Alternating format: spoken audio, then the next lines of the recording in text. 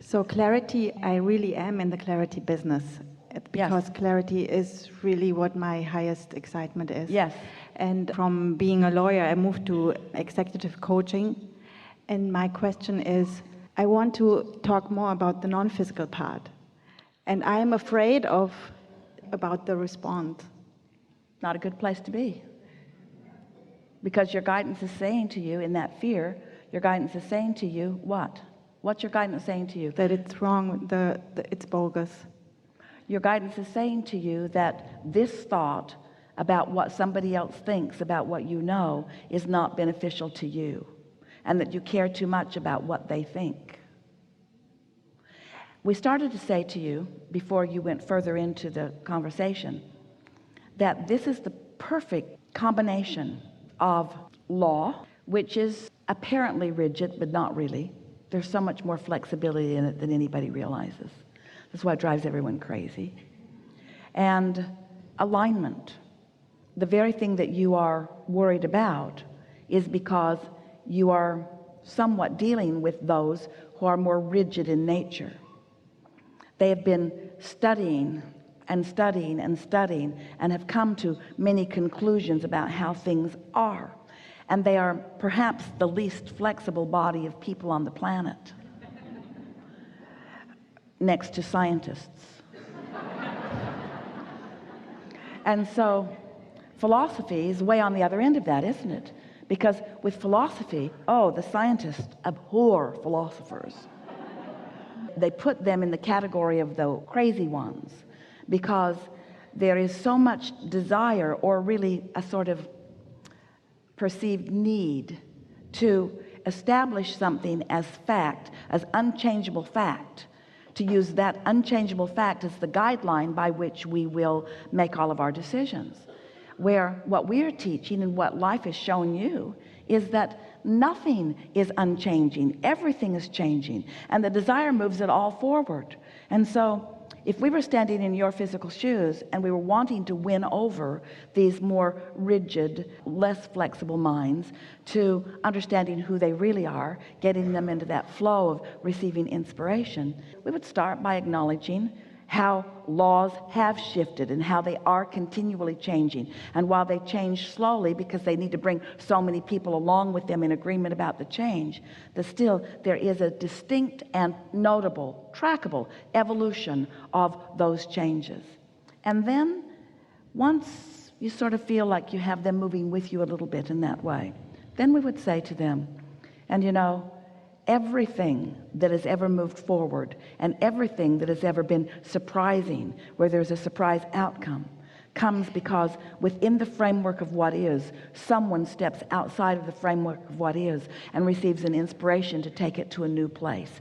And in this business of law, it must be to a new logical place. And now we want to tell you the best part of all about this. There is nothing more logical than this vibrational based universe. This is not something that is changing. Those of you who have been listening to us in the way that Esther has been translating it for us for all of these years have found not one inconsistency in anything that has ever been said in all of these 30-something years. And that's because the basis of it is stable, but the way it manifests is ever changing. And isn't the law a bit that way as well? So that's the way we would approach it. Appeal to their logic, and you will have the vocabulary and the inspiration to do that. And don't try to figure it out all at once. Wait for it in the moment. It is our promise to you that we were not up in Esther's beautiful suite dictating to her the details of this gathering. This has not been pre-decided or rehearsed. This is something that is inspired from the ever-moving combination of energy that are happening in this dynamic place right here and now, you see. And that's how life always is. So all that we're encouraging, and certainly they would understand it, don't you want the basketball player to be in the zone? And can't you tell when he is, and can't you tell when he isn't? And haven't you seen him stand and shoot a three-pointer after a three-pointer after a three-pointer after a three-pointer until you believe he cannot ever miss? And then don't you sometimes see him in a mode where no matter how much he tries, Esther will say, who put the lid on that basket? It's like nothing will go in. There's a curse on that basket. basketball hoop. Nothing will go in. Nothing will go in. They're not tuned in, tapped in, turned on. They've let something get them out of sync. And so isn't it true with everyone? Isn't there an inspired surgeon? And isn't there an inspired preacher? And isn't there an inspired lawyer? Isn't there an inspired everyone? And isn't that word indicating what it really is, coming forth from within, from that broader awareness? So this is a wonderful environment in which you are working for these reasons. They are accustomed to focusing, and they know what focus brings. They like the feeling of clarity. They can feel when something's shifting. They can feel when something is turning. They can feel when a case is turning. They can feel when they get an idea, and they can feel the momentum of that idea. Even though this is a rigid group, because they are thinkers, they will understand your logic once you present it to them with the clarity that you often find. Yeah. But you would leave out the source part, the source energy part in the beginning. We would never leave it out. That's like leaving us out. Yeah, that's what my struggle was. Yeah. And if we were standing in your physical shoes, we would never leave it out either, because that's the larger part of you. Yeah. So we'd use words like, I feel inspired to say, or I feel an impulse to tell you this, or my instincts tell me this, or my gut feeling is this. You've been using these words all along. Yeah. I intuitively know this. I have a hunch about this. They understand all of that.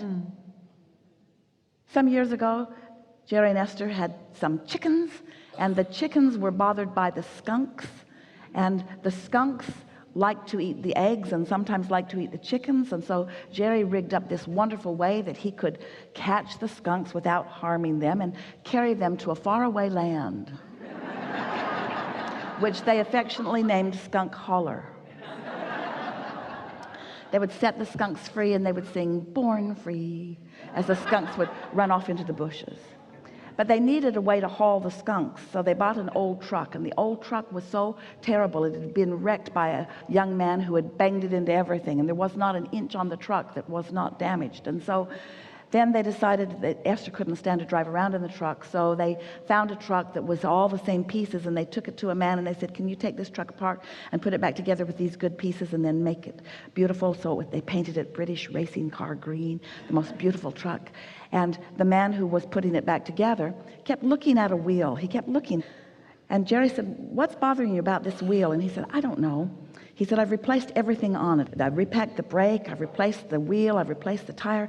I don't know what it is. And about a month later, Jerry and Esther were driving the truck, pulling a trailer, and the axle broke on that wheel.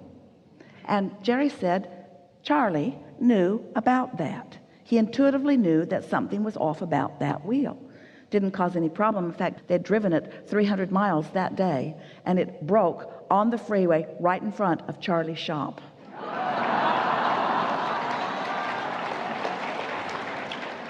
Timing is everything, isn't it?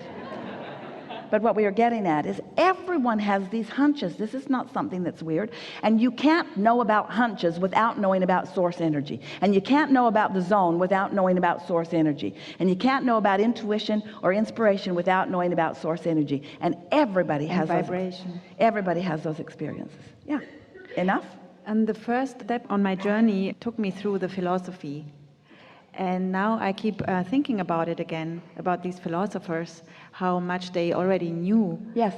And I was thinking to maybe introduce this as a bridge again. Follow your inspiration. And what you will discover is that you will find effective ways as you go. Don't try to figure it out all at once. That's what's giving you fear. Yeah. You're trying to figure out how and where and when and who. Just talk about why. Why? Because I want to teach something that is at the basis of everything that everyone needs to know. I want to teach something that is steady and that is duplicatable and teachable and demonstratable. How wonderful it is to have a philosophy that is backed up 100% by the laws of the universe. How easy it is to teach something that there's not a shred of evidence to the contrary of it anywhere. It's an easy job. Thank you. Really good. Yeah.